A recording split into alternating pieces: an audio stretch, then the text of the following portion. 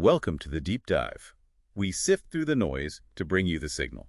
Glad to be here. So today we're doing something a bit different. We're diving deep into, well, effective learning. Always a relevant topic. Yeah, but our source isn't some dense textbook. It's actually a really detailed account from one student about their personal study habits. A real-world case study. I like it. Offers practical insights. Exactly. It's surprisingly nuanced. So our mission really is to unpack the why and how behind what this student does, see if we can pull out some principles you can use. Sounds good. It's often those, seemingly small personal choices that make the biggest difference in learning. Okay, let's unpack this then. First thing that jumps out is the schedule. Super consistent. 2 hours every day. That discipline alone is noteworthy. Right. But it's when they study. Weekdays, it's after dinner, like 7 p.m.-ish.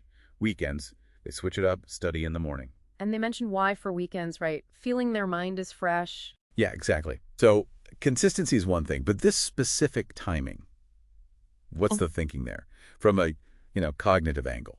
Well, it seems pretty intuitive, actually. They're optimizing. That weekend morning study, that's likely tapping into peak alertness. Great for complex stuff, heavy lifting, like math problems or science concepts. Okay, makes sense. Fresh mind for tough subjects. Exactly. And the weekday evening slot. After dinner. That's not just about convenience. It's actually really good for memory consolidation. Oh, right. Like reviewing the day's lessons. Precisely. Your brain processes and sort of files away new information during downtime, especially sleep. So reviewing material, particularly challenging stuff, shortly after learning it and before bed, it significantly boosts long-term recall. So it's like saving your work properly before shutting down the computer. That's a great analogy, yeah. It helps lock it in. Okay, so it's not just when, but what? They tackle the hard subjects, first math, science, then homework, then prepping for the next day, which honestly goes against my instincts sometimes. I might do the easy stuff first, get some wins. But this eat the frog approach, tackling the hardest thing first, it's smart. You use your peak mental energy on the biggest challenge. So you're not drained when you get to the tough parts. Right. And succeeding with that hard stuff early, it builds confidence, momentum for the rest. Plus, that prep for the next day, that's pre-learning. Priming the pump, sort of. Exactly. It creates a framework. When you hear it in class, your brain isn't starting from zero. It's already got some hooks to hang the new information on. Makes learning less passive, more active. Interesting. Okay, beyond time and topic, there's the where. They prefer a quiet, small reading room at home. And a to-do list. Classic. Environment is huge. A dedicated quiet space minimizes distractions, helps deep concentration. That's fairly straightforward. But what if you don't have a quiet space? Busy house, maybe. Is silence the only way? Good question. Not necessarily silence. The core idea is an optimized space for your focus. For some, that might mean specific background noise, like white noise or certain music, to block other sounds. So it's about intentionality, controlling the soundscape. Yes. Knowing what helps your brain engage. And the to-do list, simple but powerful, it offloads that mental burden of remembering everything. Frees up brain space. Frees up working memory, gives you a clear path, great for tracking, keeping yourself disciplined.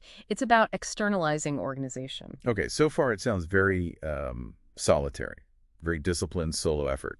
But they do mention sometimes studying with their best friend, Rena. The collaboration element. Yeah, specifically for hard subjects, they say. Now, studying with friends, that could be tricky, right? Potential for distraction. Absolutely a valid concern. It depends how you collaborate. If it's structured, focused on tackling those tough subjects together, it can be incredibly effective. Well, explaining a concept to someone else or debating a solution, that forces you to clarify your own understanding. It reveals gaps you didn't know you had. Like teaching is the best way to learn. Exactly. Peer teaching. Plus, facing a challenge together offers mutual support. It's about active dialogue, different perspectives, not just sitting next to each other. So it's a mix. Deep focus alone, then targeted collaboration for the really sticky points. It seems that way. A blend, leveraging the best of both worlds. And the outcome of all this. The student says they feel more confident, ready for school, and they link good study habits directly to reaching their goals. And that makes perfect sense. That feeling of preparedness, of confidence, it's not magic. It's the direct result of this consistent strategic effort. The scheduling, the subject order, the environment, the mix of solo and group work. It all feeds into competence. And competence builds confidence. It's a tangible return on investing in how you learn. So this whole deep dive really underlines that effective learning isn't just about being smart. It's strategy, Yeah. discipline, environment, collaboration, knowing yourself. Precisely. Which brings up a really important question for everyone listening, I think. Yeah. How can you become more aware of your own best times to focus, your ideal environment? When does working alone serve you best? And when might collaborating give you that extra edge? Thinking about that, really understanding your own learning preferences, that's maybe the key to building habits that lead to confidence and reaching whatever goals you've set for yourself. Where can you apply some of these strategic choices?